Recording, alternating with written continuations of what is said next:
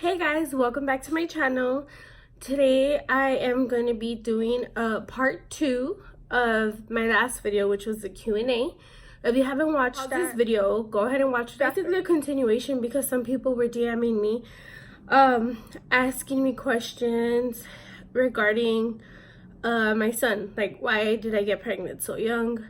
So part of that was because it was like a difficult upbringing. It was a little bit of turmoil. Unfortunately, as many of you know, drugs are an epidemic. I am not here to judge anyone. I'm not here to talk about anybody. I am just here to explain to you my experience. So basically, I was raised by, I guess you could say my grandmother. My mom was around on and off. But unfortunately, drugs got a hold of her and she is still stuck in that cycle. In my family, siblings, from my mom's side, it's me, my sister, and my two brothers. My brother was in a foster home from a very young age. He is now in the Air Force. I believe we don't keep in contact. Thank God we never went to the system. My other brother is in jail. He's been in and out. I tried helping him last year, but that didn't work out. He's just stuck in that life. He's been in and out of jail since he was like 11. My sister just got out of jail. She lives in Sacramento. I love her so much. At the moment, she's doing good. I am not anyone privileged enough or entitled enough to say I'm better than anyone and put their life out there. So I will not throw dirt on their name. But at the moment, they are, I mean, we're all in our situations. Everyone has a different upbringing. Everyone turns out different. And everyone has a different lesson in life. You know, you take bits and parts of what you go through and you learn from it. You either become better or bitter. And I literally live by basically, I wanted to do whatever I could in my power to get out of the situation that I was in. Now, life was, this is weird and unusual, but at the moment I did not know my life was out of the ordinary. I did not know that it was difficult. Thinking about it now, when I tell my story to so many people, they're like, oh my God, how did you do it? Like, how are you able to, manage raising your 3 siblings and yourself? And yeah, my grandma was always around, but she worked a lot. And when I mean a lot, it was like 40 plus hours a week. Like, her and my aunt worked together in the same establishment and they did so much overtime that they came from Mexico with nothing. And they literally bought a property, were able to take us on vacation every year. And we had those luxuries growing up. So, past the age of 11, 12-ish, my great grandmother passed away, and that's when everything went to shit. I can honestly say everything went to shit. She was the backbone to our family. I do not stick around enough with the family to throw dirt on their name and say this and that went down, but a lot of ugly things went down after my great grandmother passed away. Everyone lost so much respect for each other. We all went through different relationships. Everyone had a bunch of children. I got pregnant at a young age. Like, it literally all went to shit. Like, my great grandmother passed away. Then my grandmother sold the house and we all had to move out and the family just fell apart. So now the family still reunites and stays together. We've had our ons and offs, but personally, basically, like me, I decided to stay away. Like, I made my own family. That was my way out of that vicious cycle. I do have a healthy side of the family, no shade to them, but my mom is pretty much the outcast of the family. And I'm a writer. Like, I'm sorry, like, if you don't like me, like where I came from, like the person that I came out of, and if you don't like my wife or my child or whatever it is that I stand by, I would much rather stay away. Like, that's just the way I am. I do not, there's many people that like to avoid conflict, and unfortunately I am not one of those people. I like to head that shit head on, like if I'm a shark in the water, no restrictions, like I am just bulletproof, and I can't do that. Like I've outgrown that. I mean, it's still in me, that's the way I am, but you know, we out here trying to grow, we out here trying to be better and change. So I am every day working on myself and raising my son and working. All I do is work on myself, work on my mind, my body, my spirit, you know, my faith, my relationships with friends, which I don't have many, co-workers, you know, just life in general. There's so many struggles. There's no reason why I should be so hard on myself. So someone wanted to know why I had a child so early on, and that answers your question, darling. I wanted my way out. I wanted my own little piece of me to love and have for myself, and that's what I did. I had my son, and at first, you know, a lot of people were like, oh my god, you ruined your life, like it's so difficult, like how are you gonna raise a child that young?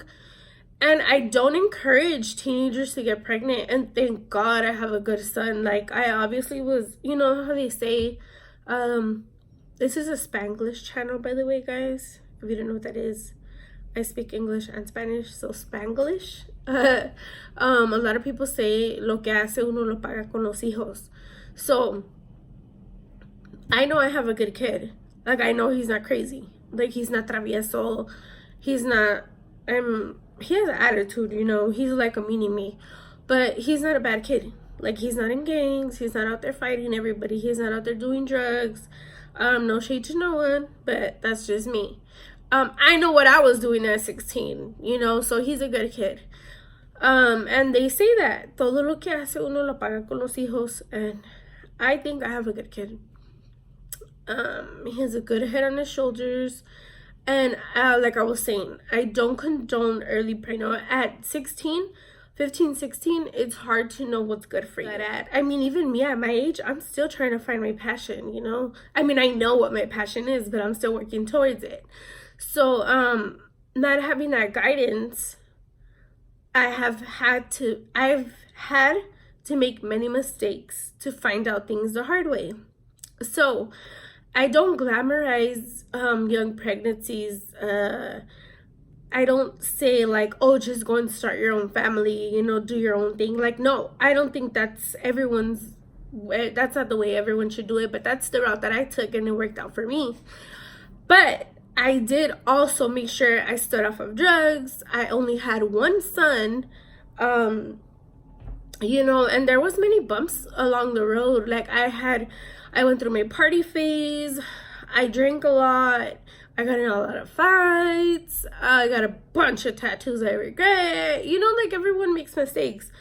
But we live and we grow and we become better. And having a child at a young age did make me mature. Being raised by a mom that did drugs, like she was on meth, I'm already a mature person. But having a mom on drugs made me grow up even faster. And then having a son at a young age made me mature even faster than that. And, you know, I've been working since I was 14. The longest I've been without a job is 5 months, thank God. I went to school for medical assisting, paid over 40 grand. I'm not even in that field anymore. I want to go back, but I'm making okay money where I work now. So I'm tired of wasting my time doing jobs that I don't enjoy. So I'm currently on this journey where I am still working on myself. So it wasn't that hard for me since I've always had a job and a lot of people to help me. It wasn't hard having a kid at a young age. I have a good kid. Thank God I always had a babysitter, dude. Like, there's this group that I'm in Facebook, and so many girls not waste money, but spend money on daycare. My boss also does. or a school, like private schools, and dude, it's literally like almost over a grand a month, or over a grand every 2 weeks. Like, dude, that's my rent, you know what I mean? Like, that's way too much. Like, I've been blessed. My mom wasn't there for me, but I've been blessed in other ways. There's always someone around me willing to help me out in that aspect. um uh, what else can I tell you about myself that's regarding my child? Oh, a hardship from being a young parent. One of the hardships of being a young parent is that being strict. Like, my son knows what I expect of him, and we have a very, very open relationship, and we respect each other so much. But there is that boundary, you know. There's that boundary where it's like, hey, you're getting too comfortable, or, you know, like, I'm your mom first before I'm your friend. It's hard. My son goes to his dad's house on weekends, and that's so hard for me. Like, I don't, this is gonna sound so selfish and self-centered, but I feel like I am there, no shade to no one, but, you know, we gotta say what it is, sis. I'm there for my son through everything, and I feel like, why do I have to share you? You know what I mean? But I know he needs his other side of the family too. So I feel like you have it all here at home. Like, why do you have to go over there? But then again, like, I didn't have my dad growing up, so I would never dare get in the way of that. Mother's Day was cute. Oh, y'all see the llama in the back? If you guys have me on Instagram, if you don't follow me on Instagram, go on and, oh, this is my natural hair, by the way, guys. No straightening, no hairspray, no nothing. I washed it last night. If you guys don't follow me on Instagram, go ahead and follow me. Hold on, I think Drew's here.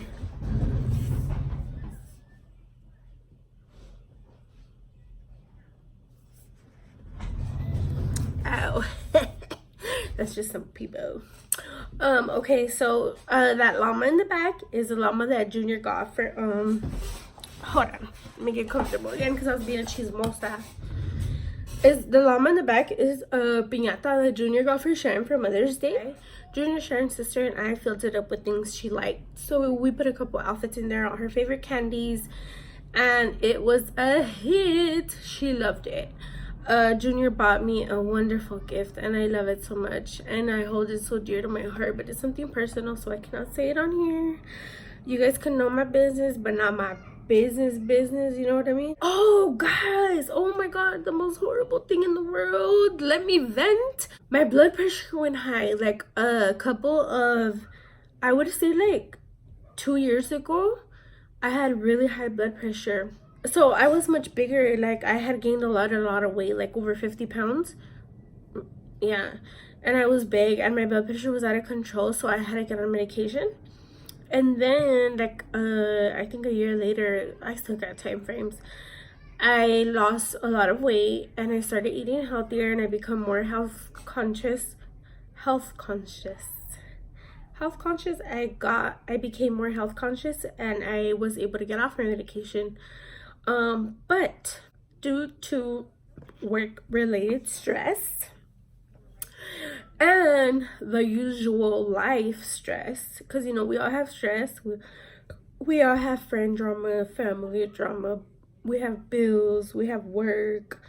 And my wife says that because I started going to the gym a lot, and I was like upping my weights. Like, I literally went from like lifting 2.5 all the way to like 30 in the course of 2 weeks.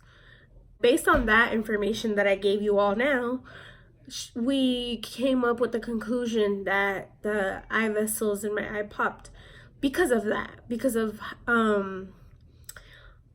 guys, I'm sorry, I'm distracted. There's like people right outside my window, and it's kind of annoying, but whatever. Let me try to talk over them.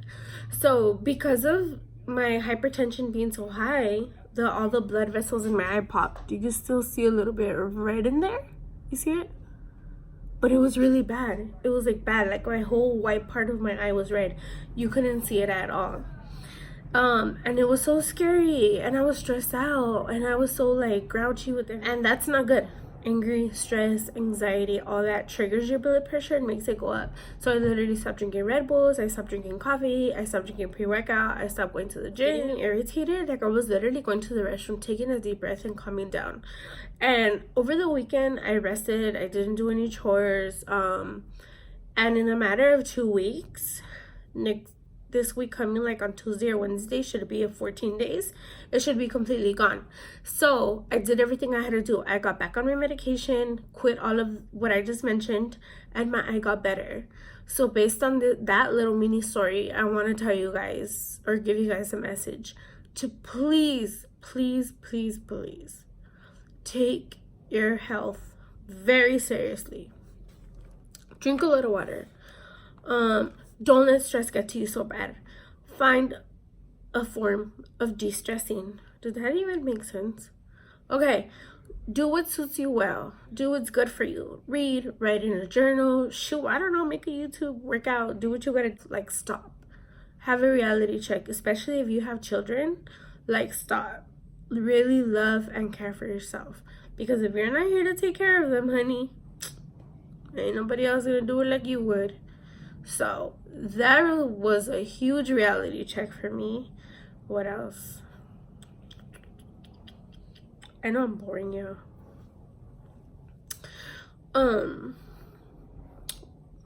What else is new?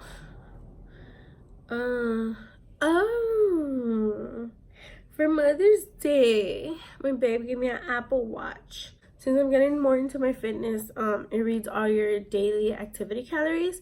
So even if you're cleaning, just at work, brushing your teeth, shit, even if you're smiling, whatever it is you're doing, it counts your calories. That's very good. Highly recommended, 10 out of 10. Love that watch. Right now, my go-to snack is popcorn, but then again, when isn't it? That's all for now. I'll be making another video this week. Let me know in the comments what you want to see next. If you want to know more in depth about my mother or my childhood or how all of that affected me, let me know. Send me a DM and I'll make a video about it. I have something in works already in my mind of what I want to do. I want to put out also workout videos and maybe some of the things that I eat, because I have lost like over 20 pounds. And I think the journey that I'm on is going to be very, very successful, more than it already is. So I will hopefully make videos of that in the future. Don't forget to comment, like, and subscribe. Share my video with your friends, please, so I can get my subscriber count up. And that's it for you guys. Thank you for watching my video and giving me your time, and I love you guys. Bye. Mwah.